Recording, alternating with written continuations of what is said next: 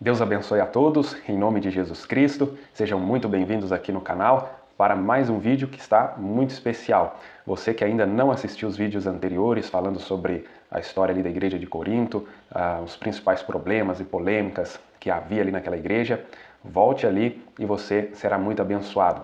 Hoje nós vamos tratar aqui de um dos problemas que existia ali naquela igreja.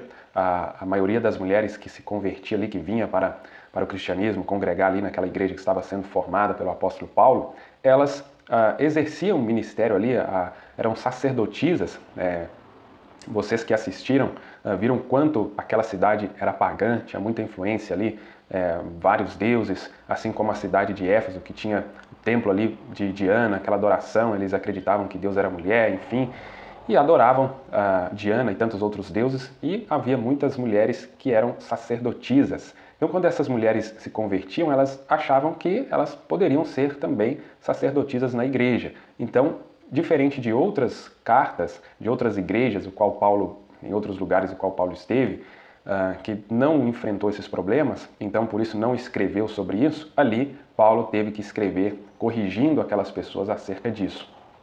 E hoje, que é tão comum então as mulheres serem pastoras, pregadoras, líderes, né, espirituais, diaconisas, existe isso na Bíblia? Existe ordenação pastoral para as mulheres? E que fique bem claro que aqui nós não estamos diminuindo a mulher. Todos nós, homens e mulheres, fomos salvos através do sangue de Jesus Cristo. Todos nós, pela graça, independente de gênero, de homem e mulher. Agora, existem hierarquias na Bíblia, existem mandamentos do Senhor e nós vamos ver isso aqui. Mas, de um tempo para cá, as pessoas foram criando objeções, interpretações, cada um pegando uma parte conforme lhe convém, e assim foram existindo aí tantas interpretações, tantas igrejas, cada uma trazendo a sua interpretação. Mas precisamos voltar ao que a Bíblia diz, já que isso refere-se a Jesus Cristo, ao Evangelho. Então, existem muitos evangelhos por aí que permite isso, permite aquilo, mas e o Evangelho de Jesus Cristo? Se você deseja saber qual é a verdade deste assunto, então acompanhe aqui comigo. Você já se perguntou por que Jesus chamou 12 homens e não 12 mulheres?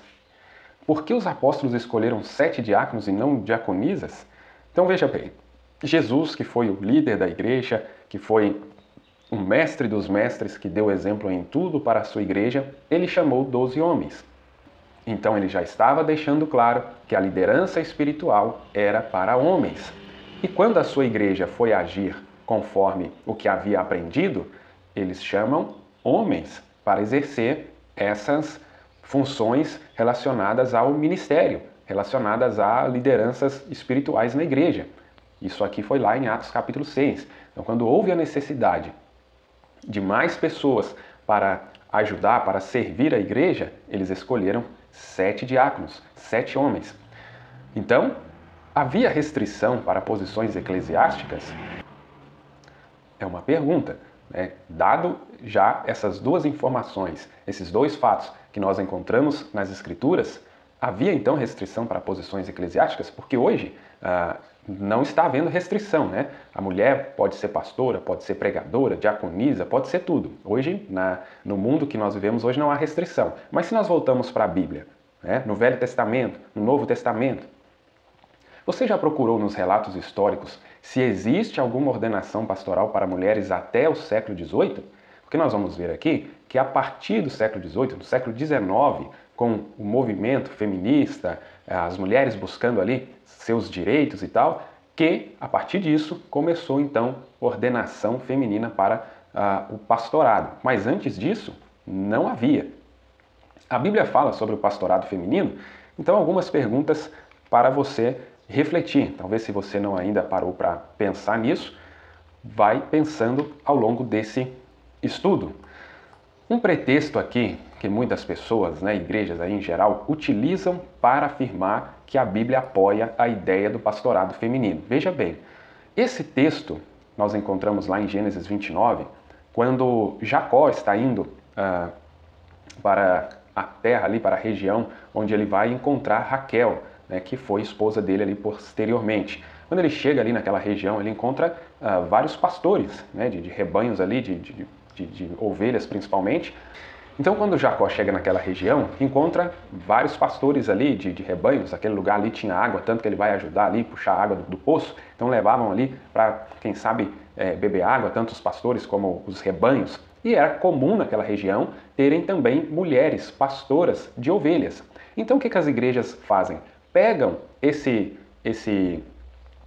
texto aqui, pega esse versículo, por exemplo, o versículo 9, né, que fala aqui que Raquel era pastora do rebanho do seu pai, e utilizam isso como argumento, como base, que a mulher pode ser pastora, que a Bíblia apoia essa ideia de mulher ser pastora. Só que é uma coisa totalmente fora de contexto, porque aqui é claramente observado que ela era pastora de ovelha, de animal, não de pessoas. Então isso não fundamenta essa ideia da mulher ser pastora de pessoas. Está muito claro aqui no texto, né, em todo o contexto, se você ler, que ela era pastora de ovelhas. Jesus, por exemplo, sendo o pastor dos pastores, né, sendo nosso pastor, ele se compara assim. Davi também, no Salmo 23, disse: "O Senhor é o meu pastor e nada me faltará." Ele nos compara com as ovelhas, mas nós precisamos voltar nos textos, quando Jesus nos compara como ovelhas, está se referindo à natureza da ovelha, que precisa de um pastor, que precisa ser guiada, que ela é indefesa. Então, não tem nada a ver com relacionar um fato isolado na Bíblia como um argumento válido para sustentar o pastorado feminino. Mas aqui é apenas um fato. Então, como eu mencionei, no século XIX, esse movimento do feminismo trouxeram aí várias mudanças na sociedade, inclusive essa questão da ordenação da mulher para o pastorado. Agora, veja que foi através de um movimento feito pelas pessoas ali, pelo que elas achavam ser de direito, e não por algo que a Bíblia sustentasse, por algo que a Bíblia apoiasse, permitisse. Então veja que essa questão ela foi iniciada, a ordenação pastoral para a mulher, não através de base bíblica. Só aqui nós já percebemos isso. No século XIX, então, aqui uma das primeiras pastores, Luísa Mariá, depois de pregar com muita eloquência, foi levantada para cuidar de um grupo de pessoas, agora já no século XIX. No Brasil também, em 1974, uma pastora, uma igreja metodista. Então os metodistas aqui no Brasil foram os pioneiros a ordenar o pastorado feminino. Tanto que aquela questão que eu mencionei ali de Raquel, esposa de Jacó, é um dos argumentos que eles utilizam. Raquel era pastora, então mulher pode ser pastora. A mulher pode ser pastora de ovelha. Agora de pessoas, nós vamos ver aqui que não encontramos esse fundamento nas Escrituras. Mas vamos seguindo. Então, além ali do argumento a respeito de Raquel, há também outros argumentos que as pessoas utilizam. A palavra de Deus proclama: a mulher aprenda em silêncio com toda a sujeição. Não permito, porém, que a mulher ensine nem use de autoridade sobre o marido, mas que esteja em silêncio. Isso 1 Timóteo capítulo 2, esses versos 11 e 12. Na igreja, Deus designa papéis diferentes a homens e mulheres. Isto é resultado da forma como a humanidade foi criada. Paulo cita isso aqui nessa mesma carta a Timóteo, voltando lá em Gênesis, como Deus criou o homem. Deus criou o homem, macho e fêmea criou, e depois Deus tira do homem, lá em Gênesis 2:7, Deus tira do homem a mulher. Então, a mulher não foi criada como o homem foi. Aqui é um ponto. Deus, através do apóstolo Paulo, restringe as mulheres de exercerem papéis de ensino ou autoridade espiritual sobre os homens. Isto impede as mulheres de servirem como pastoras, o que definitivamente inclui pregar, ensinar, ter autoridade espiritual sobre os homens. Isso fica muito claro já nessa escritura. Eu vou utilizar ainda outras, mas aqui já deixa claro. Paulo traz um motivo, voltando lá em Gênesis, e também já desfaz toda essa questão. Ministério pastoral, pregação, ensinar, qualquer coisa do tipo. Bem diferente do que nós estamos vendo hoje, se você comparar aí. Agora, que evangelho é esse que as pessoas estão pregando? E dizendo que isso é o evangelho de Jesus Cristo. Está completamente diferente. E principalmente sabendo que a origem de sacerdócio feminino é pagão, não cristão, é pagão. Então, seria algo para as pessoas se preocuparem, Então há muitas objeções a esta visão de mulheres no ministério. Uma objeção comum é que Paulo restringe as mulheres de ensinar, porque no primeiro século as mulheres tipicamente não possuíam uma educação formal. Então, como eu coloquei aqui, né, entretanto, se voltarmos aqui em 1 Timóteo de novo, em nenhum momento menciona a posição acadêmica. Se educação formal constituísse uma qualificação para o ministério, a maioria dos discípulos de Jesus provavelmente não teria sido qualificada. Então essa objeção aqui também já está descartada. Pedro era iletrado, né, analfabeto ali, não tinha um mínimo de escolaridade, e outros discípulos ali também não tinham muita coisa, eram pescadores, não tinha formação acadêmica, então não tem nada a ver com isso. Uma segunda objeção é que Paulo restringiu apenas as mulheres de Éfeso de poderem ensinar. 1 Timóteo foi escrito a Timóteo, né, o qual era o pastor naquela época ali da igreja de Éfeso. Isto também é descartado, porque Paulo não cita, né, dizendo aqui, olha, a cidade de Éfeso era conhecida por seu templo a Ártemis, a falsa deusa grego-romana. As mulheres eram a autoridade na adoração ali a Ártemis. Entretanto, o livro de 1 Timóteo em momento algum menciona Ártemis. Tampouco Paulo menciona a adoração, né, a esse templo ali, a essa deusa, como razão para as restrições em 1 Timóteo. Nós vamos ler no texto que ele está falando a todas as igrejas, não só exclusivamente aquela. É claro que ali, tendo aquelas circunstâncias, né, de paganismo, então foi um motivo maior para trazer aquilo ali. Mas isso ficou estabelecido para todas as igrejas. E não foi só para aquela época, como muitas pessoas também, aquilo era para aquele momento, para aquela época. A palavra de Deus, o próprio Jesus disse que passarão céus e terra, mas as minhas palavras não hão de passar. Uma outra objeção comum é que Paulo estivesse se referindo apenas maridos e esposas, não homens e mulheres em geral. Nesse texto que Paulo fala ali, né? Não permite, porém, que a mulher ensine nem use de autoridade sobre o marido. Por ele falar que a mulher usar de autoridade sobre o marido, então muitas pessoas interpretam isso como que isso vale só para os casados, mas para as pessoas em geral não, que ele está referindo só a marido e esposa. Mas de maneira nenhuma, se você seguir os próximos versos, você vai perceber que ele está falando no geral, para homens e mulheres, maridos, esposas, solteiros, no geral. Então já descarta também isso. E mais uma objeção frequente a esta interpretação sobre mulheres no ministério é em relação a mulheres que ocupavam posições de liderança na Bíblia. Agora, esse aqui é muito forte, essa usam bastante. Principalmente Miriam, Débora, Ruda no Antigo Testamento. Só que essa objeção falha em perceber alguns fatores relevantes. Primeiro, Débora era a única juíza entre 13 juízes homens. Então aqui não está se referindo a sacerdócio, mas a juízes, né? Se referindo à parte da lei. Se você volta lá no livro de Juízes, você vai perceber isso. Não tem nada a ver com sacerdócio, com liderança espiritual. Mas aqui é questão de leis, de julgar, enfim. Ruda era a única profeta mulher entre dúzias de profetas homens mencionadas na Bíblia. Então essa Ruda, como vários profetas menores que existiram na Bíblia, ela foi uma mencionada, como eu coloquei aqui, entre vários profetas que existiram, existiu essa aqui. E aí pega essa simplesmente para poder tentar embasar que agora a mulher pode ser pastora, pode ser líder espiritual, sendo que isso também não consegue fundamentar esse argumento. Miriam, a única ligação que ela tinha com a liderança, que no caso era Moisés, era ela ser irmã dele, né? De Moisés ali e Arão. As duas mulheres mais importantes do tempo dos reis, né? Se voltamos lá nos livros de reis, foi Atália e Jezabel. Péssimos exemplos, né? Até porque eram exemplos ali negativos, né? Se você voltar lá na história de Israel e verificar quem foi Jezabel e quem foi Atália, acredito que nenhuma pessoa que vem para o Evangelho vai desejar seguir aqueles exemplos ali, né? Outro dos argumentos semelhantes, mas também que são muito usados aí fortemente, é Príscila e Febe, agora já no Novo Testamento. Príscila, esposa de Áquila, eram dois judeus que foram expulsos lá de Roma e foram para Corinto, bem na época ali que Paulo foi para Corinto. Então Paulo conhece eles ali em Corinto, eles recebem Paulo ali na sua casa e tal, Paulo trabalha com eles, e eles são um apoio muito grande no ministério, porque eles, inclusive, mencionam aqui Apolo, né, que eles trouxeram Apolo ali à sua casa e o discipularam, e o ensinaram, evangelizaram ele, mas ali na sua casa, uma conversa informal, não um culto que Príscila estava ministrando a palavra, que estava ali pregando. Não isso. Mas ali na sua casa, conversando, como qualquer mulher pode aí na sua casa, na vizinhança, no trabalho, na escola, onde ela convive, ela cumprir o que Jesus falou, o ide por todo mundo, ensinai a todas as nações. Então todo mundo está com essa missão de levar essas boas novas, esse evangelho, testemunhado que Deus fez na sua vida, isso aí tanto homem como mulher. Agora, quando se trata de exercer liderança espiritual sobre as pessoas,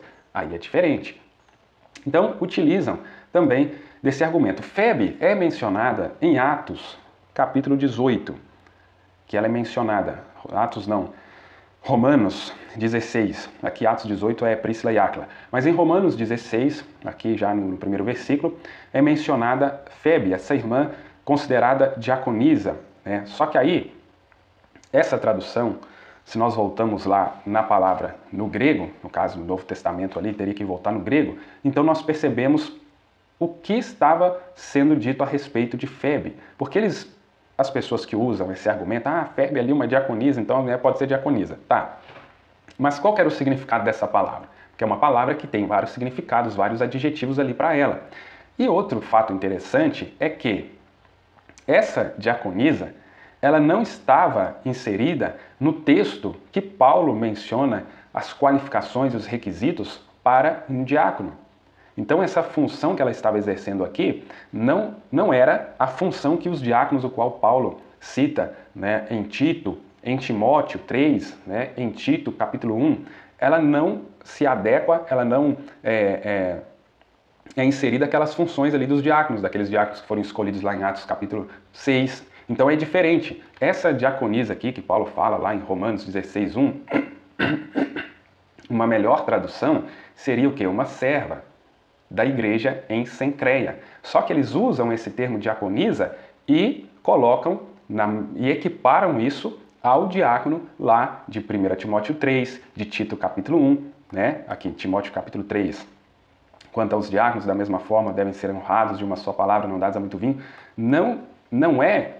Isso não se aplica para essa serva, Febe ou qualquer outra mulher que serviu nesse sentido. Isso não se aplica, porque iria chocar, iria contra a palavra de Deus. Então seria você pegar uma parte, um versículo, que na nossa tradução para o português fala diaconisa, pegar um versículo e tentar encaixar em algo que a Bíblia não falou, em algo que a Bíblia não está apoiando. Então volta lá no grego, pega a origem da palavra, diáconos, né? Quer dizer o quê? Pode se referir a um servo sem ter a ideia de um cargo específico. No entanto, a adição das palavras da igreja em Cencreia sugere uma capacidade oficial. O versículo 2 apoia esse significado, já que Febe é designada como protetora ou de grande auxílio, o que significa que ela ajudava regularmente, talvez financeiramente, os necessitados. Servia ali a igreja.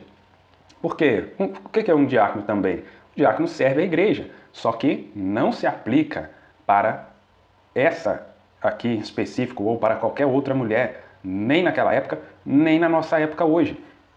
Porque nessa explicação, ou no significado dessa palavra diáconos, ela traz também esse adjetivo de servir, por isso poderia chamá-la também de diaconisa, mas não significando que ela poderia atuar no ofício de diácono, citado em 1 Timóteo 3 e em Tito capítulo 1. Então eu creio que isso aqui fica muito claro, só que como as pessoas desejam interpretar, desejam encaixar ali as suas ideias, então eles pegam uma pequena parte e usam de argumento, de base para apoiar as diaconisas. E está errado, porque se volta aqui no texto, né, o que era? Ele usa aqui para ela esse termo, porque ela servia realmente na igreja, ajudando financeiramente, quem sabe com alimento, enfim. Agora, se vamos lá na carta escrita falando das qualificações para os diáconos, nós encontramos aqui, quanto aos diáconos, da mesma forma, devem ser honrados de uma só palavra, não dados a muito vinho, nem tampouco dominados pelo amor ao dinheiro, aí vai falando. Aí aqui no verso 11, as mulheres, da mesma maneira, devem ser respeitáveis, não caluniadoras, moderadas e fiéis em tudo. Mas aqui está falando as mulheres de quem? Desses diáconos, porque eles devem ser casados. Não se escolhe um diácono solteiro, deve ser casado. E aí muitos utilizam também o argumento de que aqui está falando para as mulheres que elas podem ser diaconisa também. Só você ler o texto corretamente.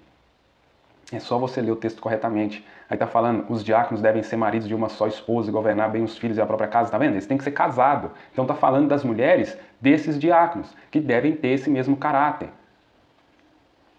Mas vamos seguindo então. Aqui, Mais uma explicação aqui, ó. O termo diácono vem do grego antigo, encontrado cerca de 30 vezes no Novo Testamento. Quer dizer ministro, ajudante. Então veja, está ligado a servir, ajudar. Palavras semelhantes são diaconia, ministério ou diaconato, diacônio, servir ou ministrar. É um ministério de origem apostólica, como constatam os textos de Atos 6, Filipenses 1, 1 Timóteo 3, cuja característica principal é ser ajudante dos líderes de uma igreja particular ou local, muitas vezes aspirantes a futuros líderes. Então perceba que os diáconos, eles estão debaixo de uma supervisão, que é o pastor ali daquela igreja. Então mesmo o diácono, né, que foi estabelecido, que são homens, como a igreja escolheu aqui em Atos capítulo 6, 7 homens, estavam sujeitos à liderança dos apóstolos. Agora, se os homens estavam sujeitos à liderança dos apóstolos, né, conforme eu coloquei lá nas perguntas, Jesus escolheu 12 homens, não foi 12 mulheres. Então, se os diáconos estavam sujeitos a essas lideranças, quanto mais as mulheres, servindo com que elas estivessem servindo. Os diáconos ou serventes no Novo Testamento inclui servos domésticos. Então uma pessoa, naquela época, no início ali da igreja, era muito comum eles fazer culto nas casas. Não tinha ainda como hoje assim uma igreja, né, um salão ali que se aluga ou constrói, né, compra ali. Eles reuniam nas casas, tinha a questão de perseguição, então não era essa liberdade que nós temos no Brasil aqui, por exemplo. Então tem todos esses fatores, irmãos, que é preciso ser analisado. A Bíblia você tem que analisar também os tempos históricos ali, as culturas,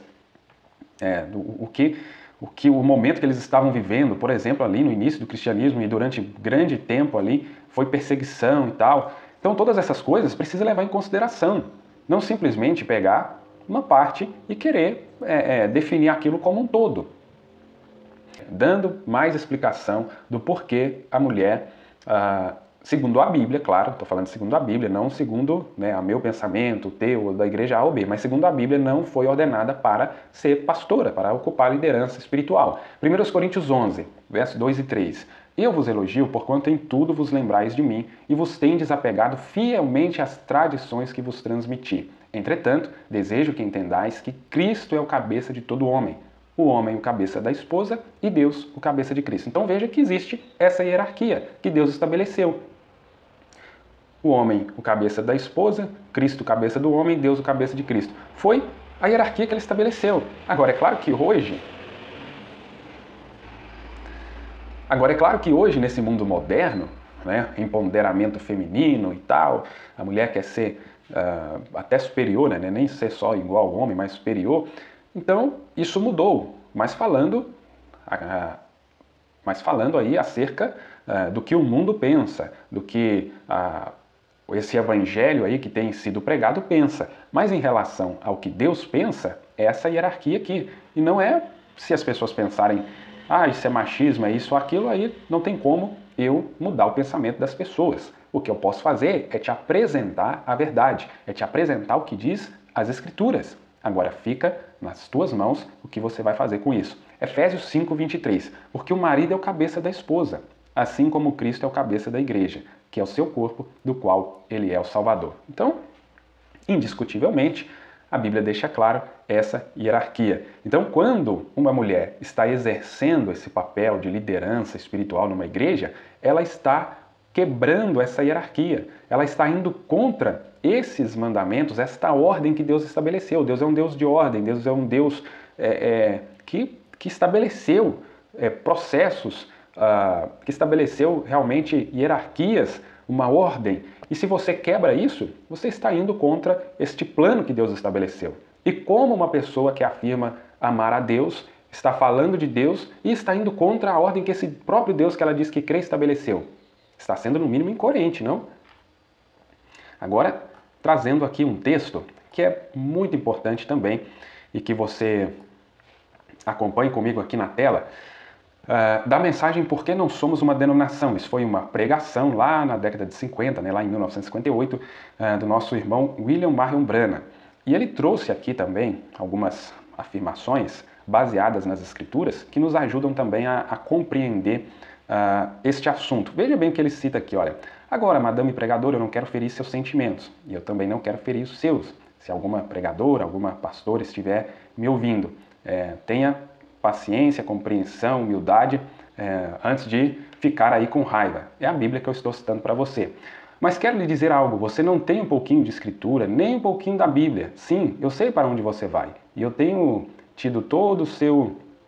Aí ele cita aqui, ó, esta parte, este versículo lá de Joel 2:28, onde diz: os seus filhos e suas filhas profetizarão, os idosos terão sonhos, os jovens ganharão visões. Agora, se o seu pastor não sabe o que o termo profetizar significa, ele não sabe, não é muito da conta dele estar atrás do púlpito, tentando lhe dizer para ser uma pregadora. Estão vendo? Pois sim, é condenado de Gênesis a Apocalipse. Agora, deixe-me mostrar-lhe aqui. E aqui ele cita Atos 2, aqui é a escritura que a gente leu, né, 1 Timóteo, Paulo dizendo, né, que as mulheres, não permitir que as mulheres usassem de autoridade, ensinassem, enfim.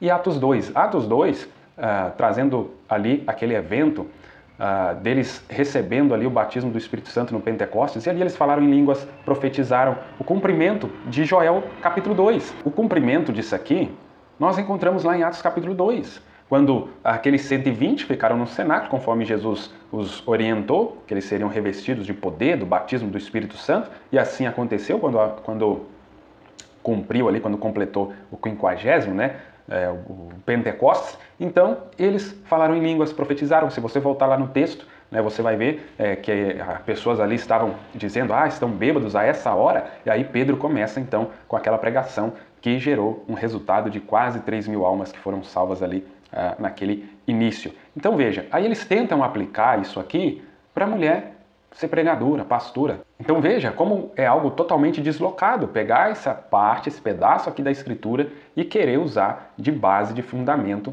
para esse argumento de mulher ser pastora. Sendo que nós encontramos, no decorrer das escrituras, o cumprimento, porque o próprio Pedro, na sua pregação ali em Atos 2, ele cita isso, ele cita Joel 2. Então por isso que nós temos que acompanhar a continuidade das escrituras, não ficar apenas com uma parte, mas a totalidade das escrituras. Então, 1 Timóteo 2, né, como foi citado ali no início já, a mulher deve aprender em silêncio com toda a reverência. E não permito que a mulher ensine nem exerça autoridade sobre o homem. Esteja, portanto, em silêncio, porque Adão foi criado primeiro e Eva depois. Então, na igreja, em um culto, que a mulher permaneça em silêncio. Não é permitido que ela ensine.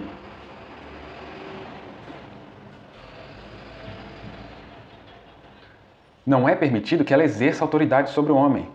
Casado, solteiro, enfim, não é permitido. Então, por que, Paulo? Porque Adão foi criado primeiro e Eva depois.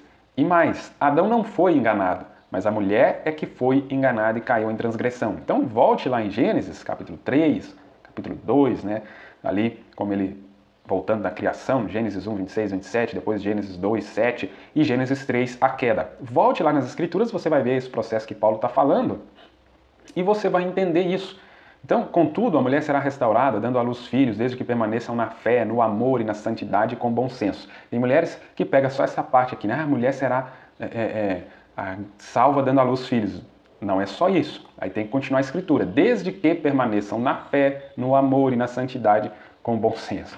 Então, o tempo todo nós percebemos que as pessoas, na verdade, pegam uma parte, aquela parte que lhes convém. Essas mulheres aí, hoje, nos nossos dias, conhecem tanto das escrituras, pregam aí na internet, no YouTube, para tudo enquanto é lado. Por que elas não leem essa parte? Como é que atropela essas partes que estão tão explícitas na Bíblia? Que qualquer criança, não precisa de teologia para entender isso aqui. Qualquer criança que sabe ler, ela lê isso aqui e entende.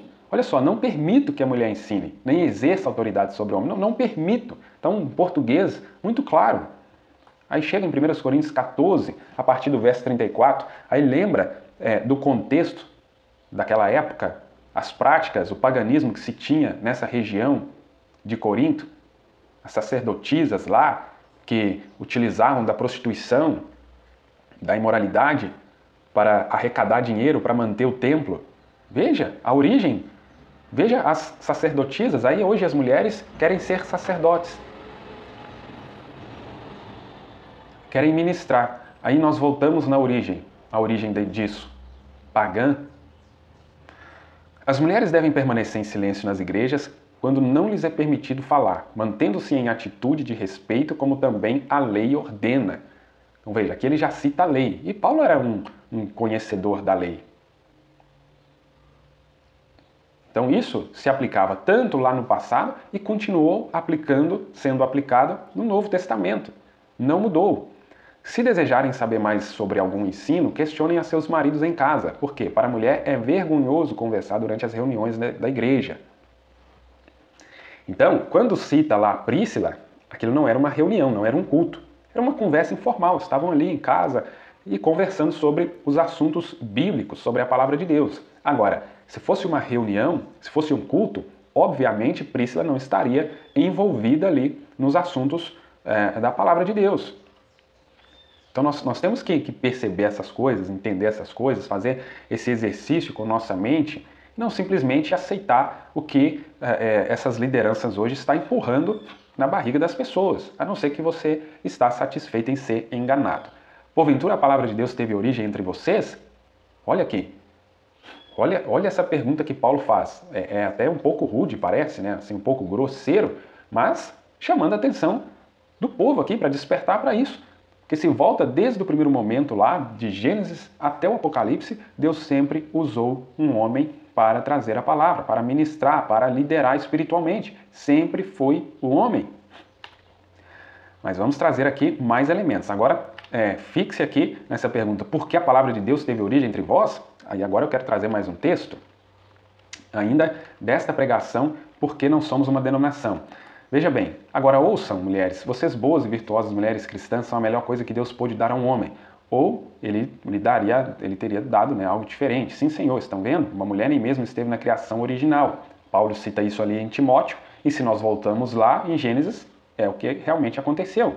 A mulher não é um produto criado de Deus, ela é um subproduto de um homem. Porque lá em Gênesis 2:7, Deus coloca o homem ali para dormir, né? Em outras palavras ali, ele mata o homem ali e tira ali através de uma costela, ele forma então uma mulher.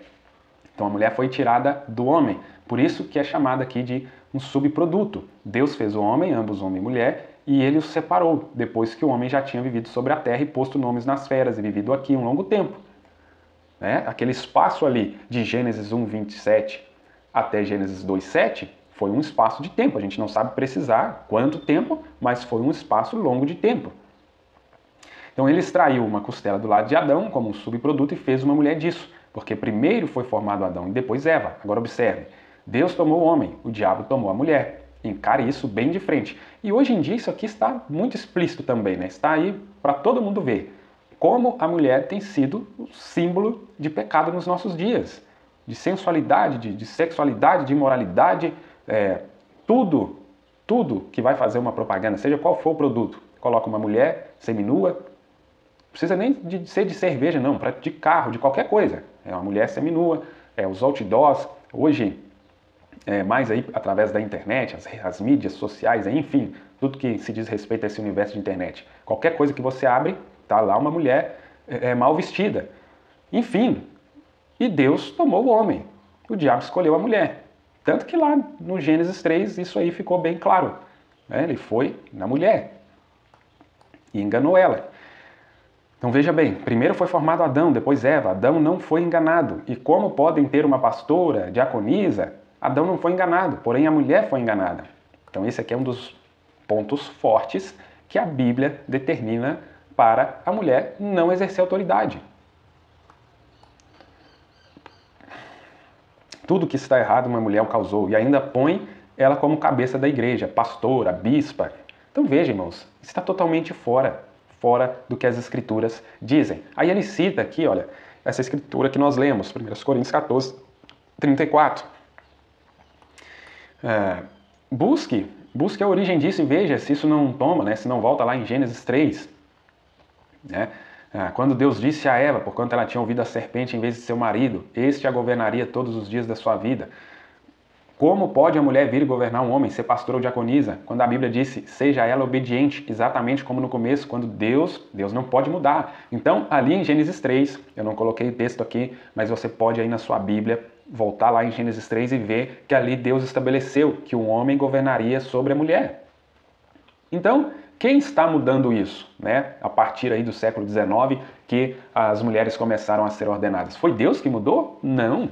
Quantas vezes ele disse para Israel, eu, Senhor Deus, não mudo, sou Deus e não mudo, o imutável.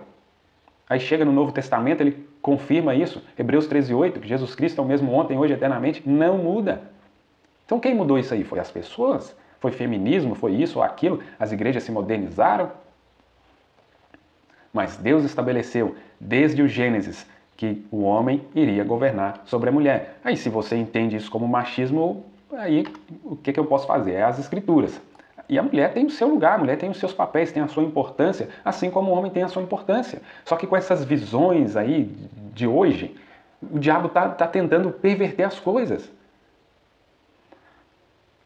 Então, se você quiser buscar essa fonte, é um sermão que foi pregado, chamado Por que não somos uma denominação, 27 de nove de 1958, de William Marion Branham.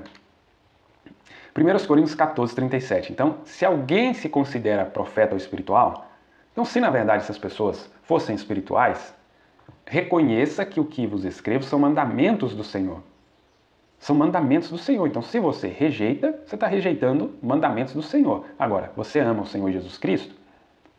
A maioria das pessoas diz que ama, mas aí rejeita os mandamentos do Senhor. Será que ama mesmo? No entanto, se alguém não reconhece essa verdade, deixe que tal pessoa siga em sua ignorância. Então é o que eu poderia dizer para quem não reconhece isso. Prefere ficar com suas opiniões, prefere ficar com o que é comum hoje em dia, porque normalmente quando todo mundo faz algo parece que aquilo é o certo. E nem sempre é. Por isso eu disse, você já consultou as escrituras a respeito disso? Ah, mas o pastor fulano de tal, que é conhecido e reconhecido, o teólogo tal, meu amigo, seja todo homem mentiroso e Deus verdadeiro. Isso é o que as escrituras dizem. Deus permanece o mesmo. Um homem, quantos homens antigamente pregavam contra isso? E hoje são a favor disso. Por quê? Ia perder prestígio, ia perder seu status de grande pregador, pastor, de grande denominação. Abriu as portas. Escolheu agradar o mundo e deixou de agradar a Deus. Agora vamos lá, este exemplo, essa inspiração, Paulo falando aos Gálatas. Veja bem. Estou chocado de que estejais vos desviando tão depressa daquele que vos chamou pela graça de Cristo para seguirem outro evangelho. Ah, Paulo, e se você tivesse hoje no Brasil, vamos falar aqui do Brasil, então, como você não ficaria, hein? Como você não ficaria? Porque o que mais está tendo são outros evangelhos. Mas vamos lá, que na verdade não é o evangelho. O que acontece é que algumas pessoas vos estão confundindo com o objetivo de corromper o evangelho de Cristo. Ah, então o que você vê na política hoje de corrupção é o que aconteceu nas igrejas. Se corromperam. E aí estão vivendo de um fogo, de um quadro pintado na parede. Um fogo pintado que não pode aquecer ninguém. Aí às vezes tem essa parte da caridade, das obras sociais que a igreja realiza, mas de evangelho mesmo, não tem nada. Ah, mas a pastora tal, quando ela fala, eu me emociono, eu sinto a presença de Deus.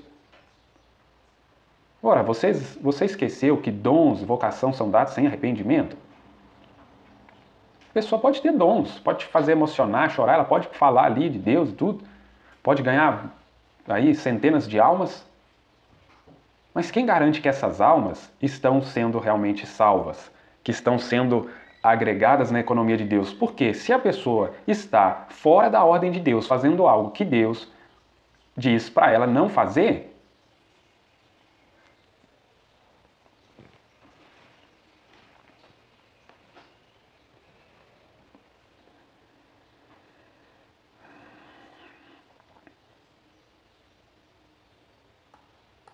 então aqui, ó, na verdade, não é o evangelho. O que acontece é que algumas pessoas vos estão confundindo com o objetivo de corromper o evangelho de Cristo. Aí nós olhamos para a política, essa corrupção generalizada. Mas é o reflexo do que aconteceu na igreja. Corromperam o evangelho. Aquilo que Deus expressamente não permitiu nas escrituras, aí eles estão permitindo. Quer dizer, essas pessoas estão se colocando acima de Deus. Se Deus fala uma coisa e eles falam outra, quem está tendo mais autoridade? Agora, a Bíblia diz, seja todo homem mentiroso e Deus verdadeiro. Você vai ficar com o que o homem diz, com a palavra do homem da igreja, ou vai ficar com o que Deus diz?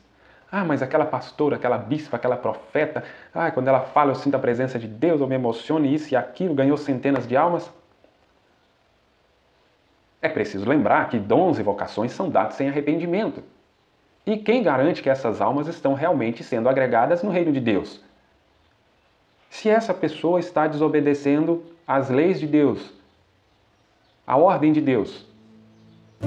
Quer dizer, como estas almas que estão aí sendo alcançadas vão ser salvas por Jesus Cristo se essa pessoa está anunciando o evangelho corrompido? Para que as pessoas sejam realmente salvas, alcançadas por Deus, nós precisamos pregar o evangelho verdadeiro, o único evangelho que salva. Você pode chorar, pode se emocionar, sentir sensação do que for, mas se não é o evangelho verdadeiro, não está resultando em salvação das almas. Muito pelo contrário, perdição. Por mais que esteja falando de Jesus e isso e aquilo, Jesus é lindo, Jesus é maravilhoso.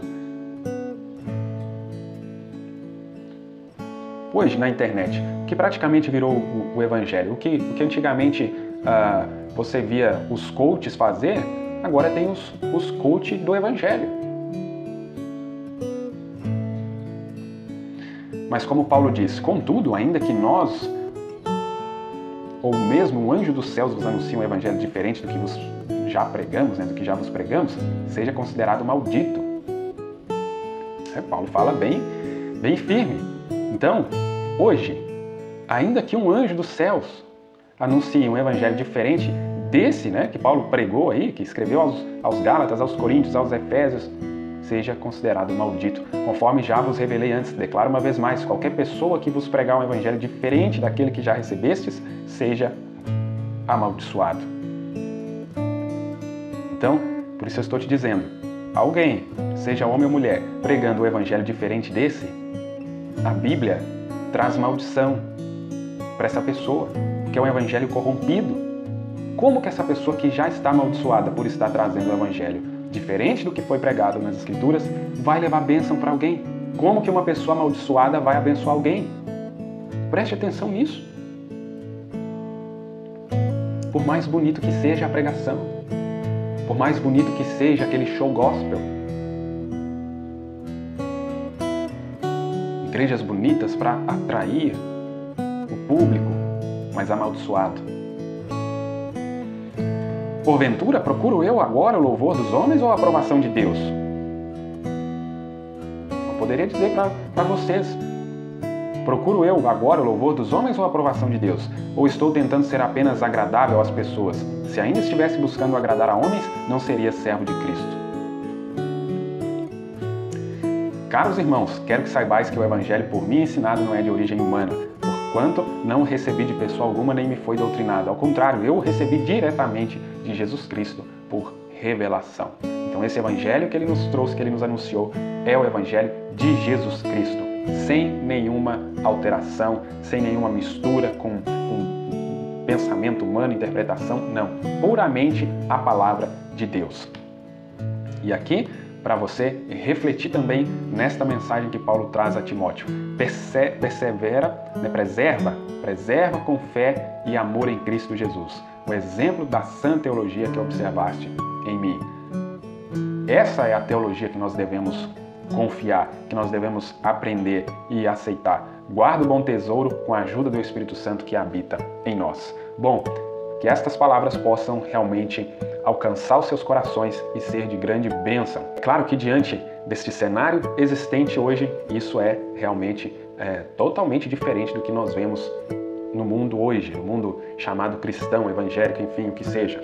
Mas essa é a palavra de Deus, essa é a verdade. Deixa aí os seus comentários, não esqueça de deixar aí também o seu like, compartilha se tiver alguém que você saiba que pode ser ajudado com este vídeo. E se ainda não é inscrito, inscreva aqui no canal e nos ajude aí a seguir com o nosso trabalho. Que Deus te abençoe em nome de Jesus Cristo.